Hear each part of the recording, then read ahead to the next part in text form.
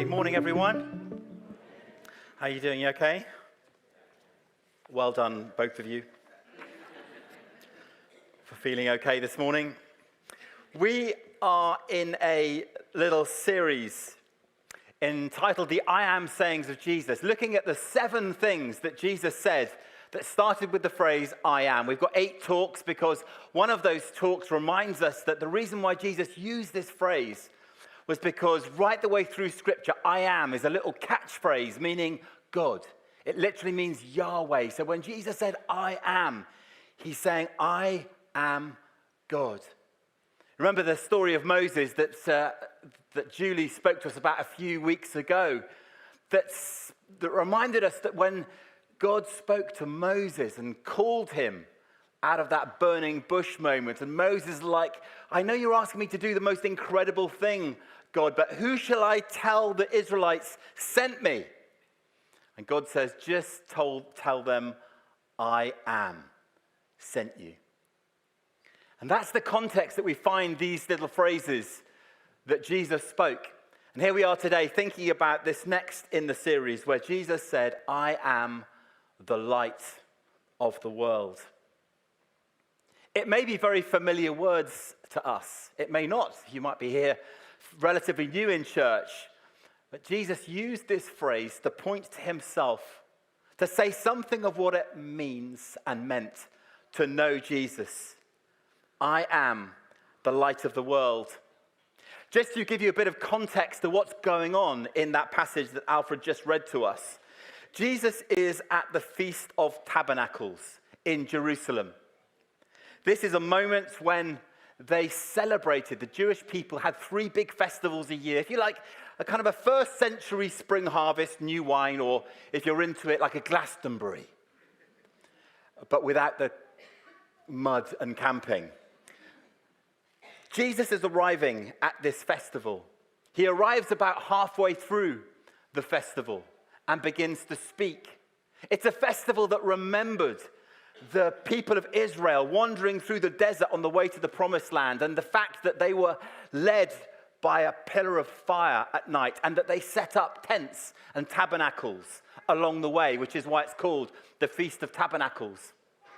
As a result of this, Jesus arriving halfway through, his life under threat because they were trying to arrest him.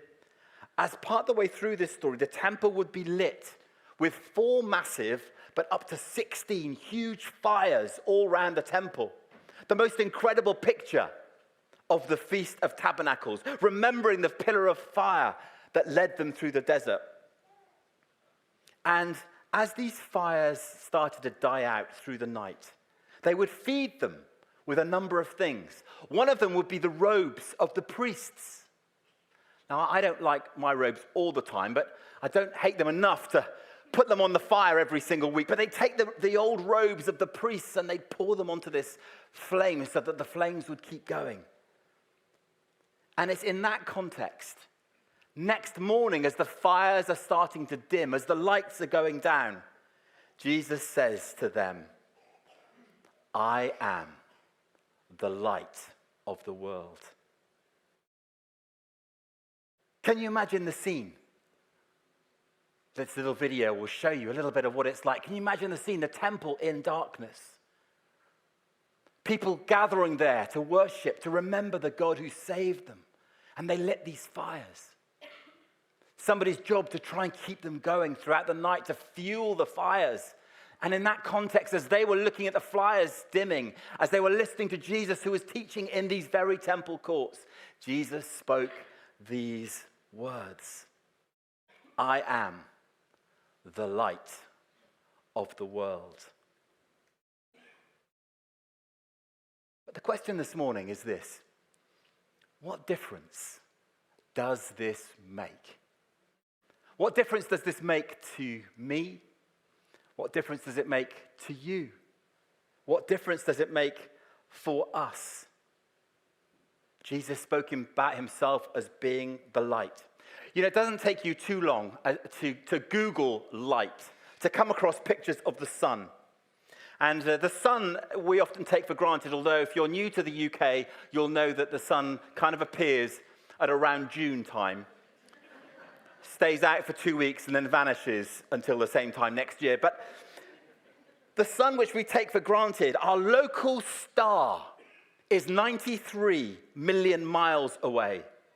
And it's 864,000 miles across. It's so big that you could fit about 1 million Earths inside it. And it is 28 million degrees hot. Without the heat and the light of the sun, life would not exist on the earth. It's fine-tuned and fine-balanced so that it provides just enough light and heat. And in that context, Jesus said, I am the light of the world. Jesus, in this one verse, in thinking about the light that is provided for the world, says, I am it.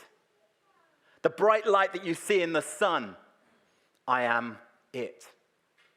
The fact that it brings light into dark places, I am it. The fact that it's consistent and it appears every day, I am it.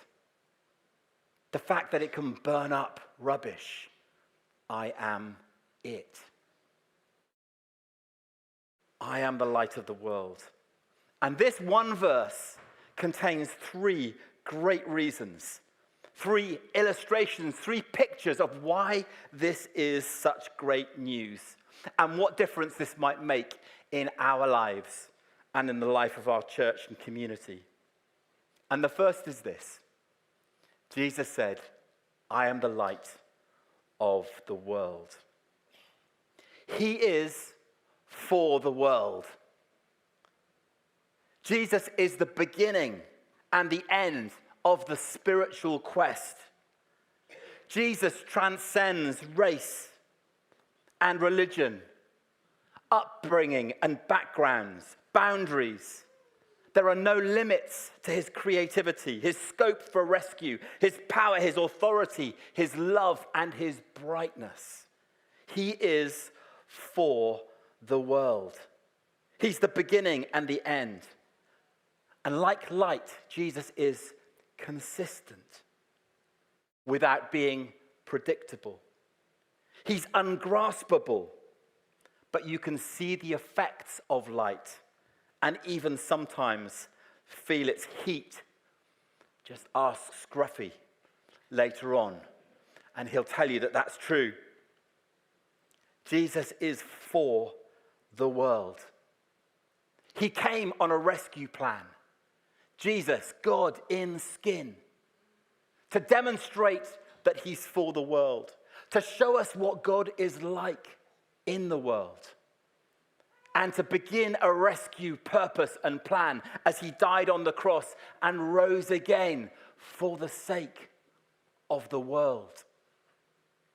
God's redemption, his story of rescue, is for the world, the entire world, and everyone in it.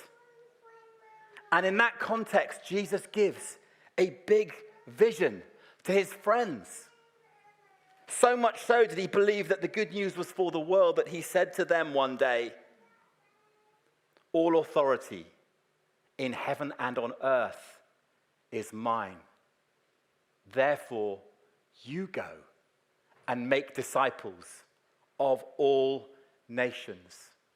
And the Greek word there used for nations literally is the word ethne, which means every single people group, every ethnic background, every ethne. Go with good news for the nations. Make disciples. Help people to come to faith. Baptize them, teach them, and know that I'm with you as you do it right to the very end of the age. It was a massive vision for the world. It's the reason partly why we do what we do. It's the reason why we support the people that we support around the world, people who will go into their communities and share the good news of Jesus, because it is for the world. The times are desperate and the need is still great for people like you and me who will have a big vision for the world. Not just for this church or this place or these buildings or this community, but beyond that. Is God calling you today to a bigger vision for the world? Is he challenging you to leave things, to let go, and to travel to a different part of the world that's been on your heart? God is calling you. He is, number one, for the world. I am the light of the world, Jesus said. But he also said in this one verse, he said, I am the light of the world. And then he said, whoever. Jesus is not just for the world, but he's for the whoever. Whoever you are, wherever you come from, whatever age you may be, Jesus is for the whoever. He's for you. And like light, he draws the individual eye to himself. Like light, he warns us of danger. Like light, he brings hope and burns away rubbish in our lives, sets us free from all that might hold us back. Jesus said, whoever follows me will never walk in darkness. He's for the whoever. If you're here this morning and you've never counted yourself in as one of the whoever, then I would encourage you today to hear this. Jesus is for you. He wants you. He wants a friendship with you, with us. Not some meaningless, let's just turn up on Sunday and sing a few songs and then go away moment, but a life transformed by him that enables us to be for the whoever ourselves. Jesus pointed back to that moment like the Israelites in the desert, following the pillar of fire by night. And as Jesus said these words, I am the light of the world, they would have pictured that moment. They would have understood the importance of it, what happened in their history. And that Jesus said this, then whoever follows me. You see, looking back into history is never enough. Looking back at the story of the church is never enough. Looking back at the history of St. Michael's and Stoke, Gifford, and saying, wow, see what God has done is never enough. He calls us to follow him. And I thought this week, what does it mean to follow Jesus? You see, for the people listening to Jesus at the time when he said, whoever follows me, they would have understood it because they followed Jesus. Some of them up close. They saw what he did. They saw where he went. They saw him speaking the good news. They saw him healing the sick, setting the captives free. They saw him turning things upside down and the right way around. They saw him. And then when he said, follow me, some of them did it. They literally followed him. But what does it mean for us? Out of sight, if you like. How do we follow Jesus? I think we do it like this. I think it starts with trusting somehow that God is for you, that he loves you. Starting to trust him, to say, well, I'm hearing this stuff from the front, or I've heard this stuff for a while in church. Lord Jesus, help me to trust you. Following him means trusting Jesus. It means thanking him for who he is. And it means asking him to come and be part of your life. Giving yourself to him in return. That's what it means to follow Jesus. And then to do what he says. It's partly why we wrestle with these scriptures, while we read them for ourselves, while we try and figure out what they mean for us today, because I think it's that Jesus says. He says, put it into practice what you hear. Do what I say. And then you will be a follower. A follower of Jesus. Listening to him for what he wants for you tomorrow. Who will he point you in the direction of tomorrow? Who will he lead you to tomorrow? Who will he ask you to pray for tomorrow? To do what Jesus says. To do the things that Jesus did in the way that Jesus did them. It's the life of discipleship. It's the life of following him. He is for the whoever. No more darkness without guidance. No more darkness of isolation from other people or even from God. No more trapped by darkness, by sin, by its effects on our life. Jesus comes for the whoever, to set us free. He's for the whoever. Romans 8, verse 31 puts it like this: if God is for us, who can be against us? He's for the whoever. He's not against you. He's not standing in opposition to you. God is for you in Jesus. He wants the best for you and out of you. He wants, even in the middle of life, when it's tough, when it feels dark, he wants to bring his life and his light. He's for the whoever. If you are the whoever that I'm speaking to this morning, or maybe you're watching online or catching up later on and you are the whoever, you've never given your life to Christ, never said yes to him, today is a moment when you can do that. And we'll spend a moment in a second giving an opportunity just for that. So he's for the world. He's for the whoever. Don't worry, I've only got 18 W's this morning. There's only 3. He's for the whoever. And lastly, he's for the whole.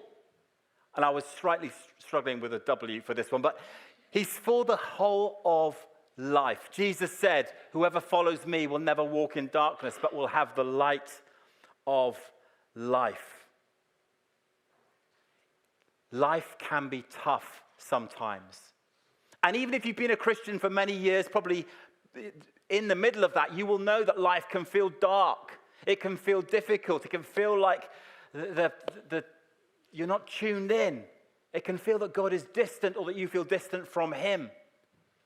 Jesus fronts up to that in this one verse.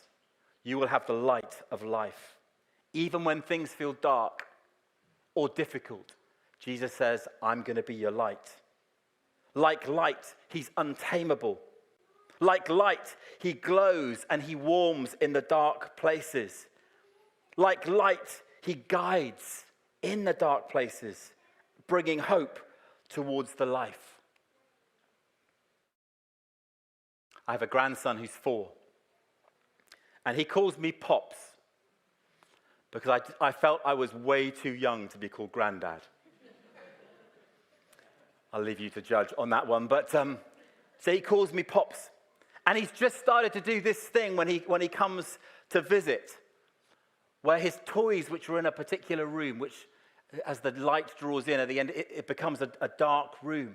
He'll open the door because he knows the toys are in there. And he'll open the door and it's dark. And he'll say to me, Pops, come.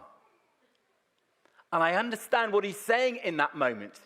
He's saying, Pops, the room is dark. I don't know whether my toys are accessible by me. I don't know whether they're in the same place. I don't actually know whether in this darkness there might be something else hovering in there for me.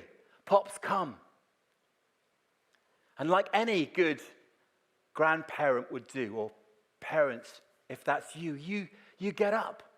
He takes me by the hand and I take him by the hand and we walk towards it. We open the door and the darkness is there and he somehow feels comforted. And he steps towards the toys and we turn on the light and all is well. Jesus is consistently that kind of light. He's for the whole of life.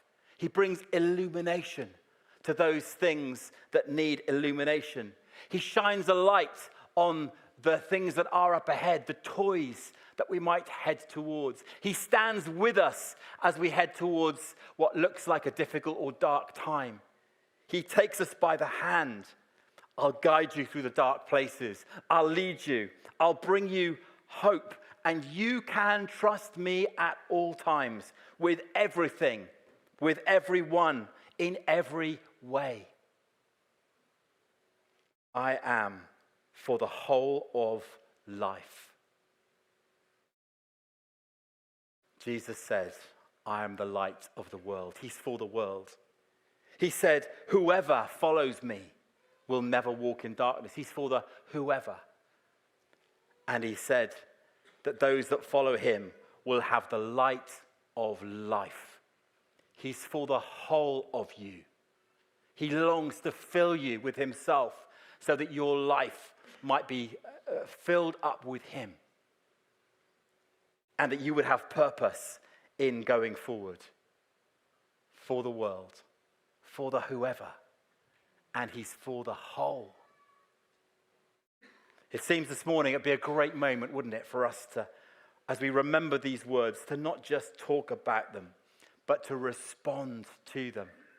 This Jesus, who described himself as the light, has proven himself to be the light, and has proven himself to bring hope, both to individuals, to communities. Jesus is the light of the world. That's the difference that he makes. It's what he said. It's what he promised. It's who he is. And you know what? He is these things right now. Right now.